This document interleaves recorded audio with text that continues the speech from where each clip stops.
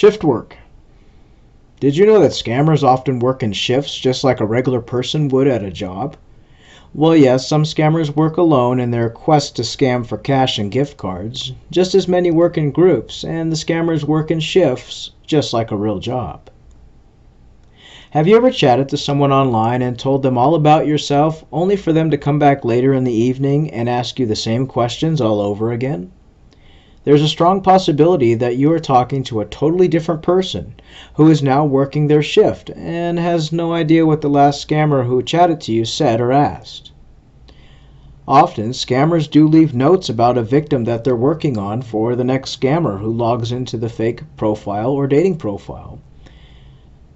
But some unprofessional scammers do not, and so you feel like you're talking to a totally different person, and that is because you are.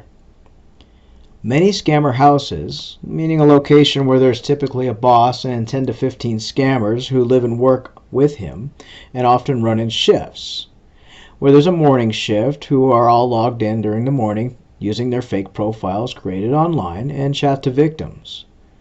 Then an afternoon shift, and who continue the work, and of course a night shift. Remember, when it's nighttime in many known scammer countries, it's daytime in places like the United States. These scammers all sit in one room, typing away or texting on their phone devices, working 24/7 to find victims to romance and get money and goods from. Scammer houses are often run like a well-oiled machine, where the scammers work day and night on social media and dating sites, talking to many victims at once.